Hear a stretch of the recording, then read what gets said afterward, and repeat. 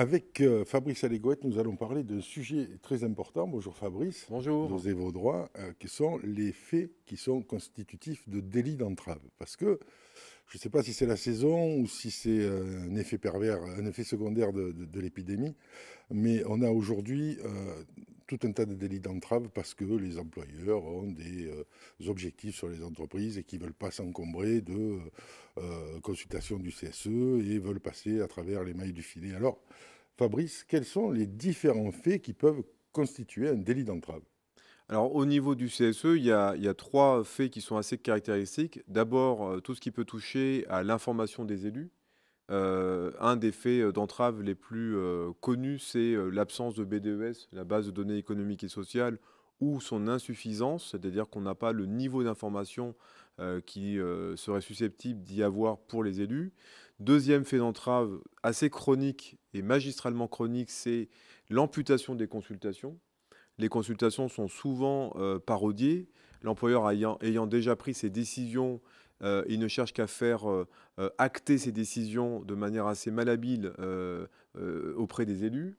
Et puis le troisième fait d'entrave, c'est notamment tout ce qui est amputatoire des libertés, notamment dans l'exercice du mandat des membres élus du personnel, qui se voient parfois harcelés ou qui subissent des discriminations en pagaille. Donc voilà les faits d'entrave les plus caractéristiques aujourd'hui. Pour donner quelques exemples, une entreprise qui consulterait le CSE sur un nouvel organigramme et qui mettrait en place un organigramme différent de celui qui a eu l'avis du CSE est constitutive d'un délit d'entrave. Exactement. D'abord, on consulte sur un projet et en fonction d'ailleurs de l'issue de cette consultation, on met en œuvre le projet. Alors soit de façon aussi exacte que ce qu'il a été introduit au début de la consultation, soit de manière légèrement modifiée, tenant compte de l'avis parfois du CSE. Et donc on ne peut pas avoir comme surprise pour le CSE que la décision tranche avec l'objet même de la consultation. Et un autre exemple, une personne qui serait placardisée suite à son adhésion à une organisation syndicale ou à son élection au CSE, c'est constitutif de délit d'entrave. Bah oui, alors déjà, bon, le mot placardisé, pour le renvoyer à ce qu'il exprime en réalité, c'est de la relégation. C'est un peu exclure la personne d'une équipe. C'est faire en sorte qu'elle ne soit plus soutenue par ses collègues, qu'elle n'ait plus d'accès aux mêmes conditions de travail. Donc on perd aussi en égalité de traitement. Et donc, évidemment, si c'est pour écarter un élu du personnel parce qu'il est un petit peu trop entreprenant et qu'il gêne finalement parfois les comportements délictuels de l'employeur, on est très clairement face à des faits d'entrave. C'est ce que je disais tout à l'heure, quand on parlait de discrimination, c'est une manière de discriminer les élus. Par exemple, de le mettre dans un poste où ce qu'elle fait n'a plus rien à voir avec la définition de son poste auparavant. Ah oui, on peut reléguer les personnes d'abord soit en leur soustrayant des tâches à plus haute valeur ajoutée, et donc on les rend un peu plus subalternes qu'ils ne l'étaient, soit en leur donnant clairement des tâches dévalorisantes, là on va avoir des problèmes de valeur, de conflit de valeur, soit en les harcelant, prétextant qu'ils ne vont pas assez vite, prétextant que le client se plaint, prétextant qu'on est un boulet pour l'équipe. Donc il y a évidemment plusieurs formes de relégation, de harcèlement, plusieurs formes de placardisation, pour reprendre votre mot. Et évidemment, tout ça n'est pas acceptable et renvoie à des comportements qu'on peut tout à fait faire condamner. Alors, une fois qu'on a fait le point et qu'on s'aperçoit que réellement les agissements de l'employeur constituent des délits d'entrave, quelle est la procédure pour entamer justement le process qui va amener l'employeur au tribunal? Alors, il y a deux types de procédures. Bon, les faits d'entrave qui touchent ce qu'on appelle la personne morale du comité social économique, c'est-à-dire qui freinent le fonctionnement régulier de l'institution, voire qui l'enrayent même. On parle de dysfonctionnement. C'est le CSE et c'est une résolution au nom du CSE à la majorité des titulaires lors d'une réunion plénière, donc présent, qui vont voter le fait d'ester en justice la direction, l'employeur. C'est le cas de l'organigramme qui avait été, Par exemple, hein, c'est le cas de la consultation qui est entravée, ou c'est le cas, par exemple, quand l'employeur ne met pas à jour la B2S, ce qui empêche souvent les consultations d'être abordées de manière significative, ou quand l'employeur refuse de verser les budgets du CSE, par exemple. Donc dès que ça touche à l'organisation, à l'institution, on parle d'entrave liée au fonctionnement régulier du CSE. Et donc, c'est au CSE de se saisir de l'opportunité d'ester en justice l'employeur. Et par-delà, donc, il va devoir voter une résolution. La complexité aussi du système veut que le CSE doit être représenté. Il le sera doublement. D'abord par l'un des siens, donc un membre qu'on va désigner comme étant le représentant légal du CSE. Il faudra donc profiter de cette réunion pour non seulement voter la résolution pour ester en justice, il faudra également voter la désignation du membre élu qui sera représentant légal, et il faudra également voter le cabinet d'avocats qui nous accompagnera et qui représentera nos intérêts en justice devant le juge. Ce qui veut dire que votre réunion préparatoire à la réunion du CSE, elle doit être quand même bien débattue, on doit être bien d'accord, parce que le jour où on est en face de l'employeur, évidemment, il va faire de son mieux pour que le CSE ne vote pas cet article-là. Et donc, si vous n'êtes pas d'accord entre vous et si vous ne faites pas corps, autant vous dire que c'est mort. C'est clair que l'unité, pour l'entrave, en tout cas quand vous estez en justice un employeur, vous comprenez bien que c'est quand même un acte important. L'unité prime. Si les élus sont divisés sur la question et se donnent en spectacle face à l'employeur s'en saisira pour continuer à diviser et sans doute à dissuader les élus. Et les plus frileux ne voteront pas pour, alors que leur intention au départ était sans doute celle-ci. Alors, depuis les ordonnances Macron, le patron ne va plus en prison. Depuis bien avant, d'ailleurs, le patron n'allait pas en prison non plus, puisque c'était le DRH qui avait sa responsabilité transférée sur lui. Et c'est donc lui qui allait en justice, délinquant correctionnel.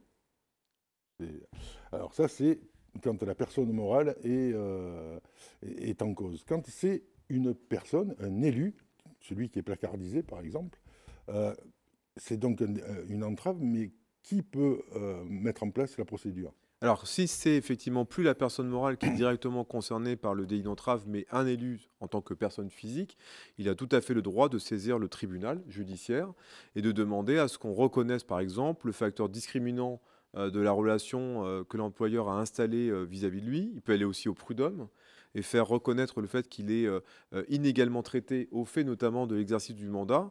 On peut parler même de discrimination syndicale, pour mettre en exergue ce que subit la personne, parce que c'est rarement des élus non syndiqués qui subissent de plein fouet des invectives et des discriminations directes des employeurs, parce que ce sont d'ailleurs ceux-là même qui sont moins manipulables. Et donc forcément, ça irrite les entreprises. Donc on a le droit de saisir soi-même le tribunal correctionnel. On peut aussi le faire par exemple par des versants moins directs, parce que le délit d'entrave, c'est quand même un délit particulier, mais on peut aussi faire une saisine du tribunal pour harcèlement moral ou voir des conseils de prud'homme. Certains vont jusqu'à demander la résiliation judiciaire de leur contrat de travail, notamment parce que l'employeur ne respecte plus ni foi ni loi, et encore moins l'élu. Alors, vous voyez bien que là, il y a du boulot quand même. Ça ne se fait pas en un claquement de doigts. Il faut rassembler tout un tas de faits, de preuves. Qu'est-ce qu'on a comme preuves? Alors, très souvent, on peut avoir des preuves indirectes et des preuves directes. Alors, les preuves directes, c'est des documents, par exemple, qu'on peut présenter comme des mails, des PV, par exemple, de réunion. Au cours de ces réunions, parfois, l'employeur digresse et se laisse aller à quelques propos tout à fait inacceptables. On peut avoir des témoignages aussi, des témoignages de gens qui ont été présents, qui ont vu, qui ont entendu, et notamment des propos qui peuvent tout à fait être choquants, ou qui ont participé d'ailleurs à la dégradation des conditions de travail des salariés. Par exemple, un manager à qui on a intimé de déplacer un salarié qui travaillait en équipe dans un bureau isolé et à qui on lui a demandé, par exemple, de couper l'accès à la messagerie instantanée du groupe pour que la personne n'ait plus de contact direct avec ses collègues. Donc ce manager peut tout à fait témoigner qu'on l'a fait participer, parfois même malgré lui, à la dégradation des conditions de travail d'un de ses collègues, au prétexte que notamment il était élu du personnel et qu'il fallait le laminer. Le laminer. Le laminer. Et il ne faut pas avoir peur des mots. Quand on en arrive à se battre au sein de l'entreprise contre des élus qui représentent notamment la démocratie sociale de l'entreprise, c'est qu'on est dans une approche extrêmement autocratique des rapports sociaux et dévastateur. On est dans une déclaration de guerre. On ne peut pas s'attaquer à des élus du personnel comme on ne peut pas s'attaquer à des élus du peuple, parce qu'ils sont le peuple, les élus. Et donc, c'est s'attaquer aussi au peuple. Alors, est-ce que vous, dans votre quotidien, moi je sais qu'il m'en remonte régulièrement avec Webscan, est-ce que vous, dans votre quotidien, vous envoyez beaucoup de délits d'entrave? Ah mais, c'est mon quotidien, en fait, en formation et c'est, un gros avantage d'être en formation, quand on précise les règles de droit et quand on explique aux élus, ce qu'il est acceptable ou ce qu'il n'est pas acceptable de faire dans une entreprise en ce qui les concerne, ils découvrent qu'en fait, ils sont entravés depuis si longtemps. Par ignorance, souvent, bah, ils ne faisaient rien, ils ne résistaient pas et après la formation, le souci qu'ils ont, c'est est-ce qu'on va pouvoir remonter tout ça à l'employeur sans en donner l'impression qu'on déclare la guerre à l'employeur? Donc, les faits d'entrave, il y en a de manière répétée.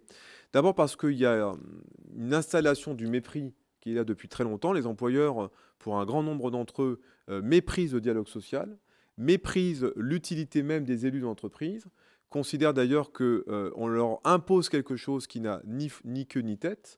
Ils n'en voient ni l'utilité ni l'efficacité.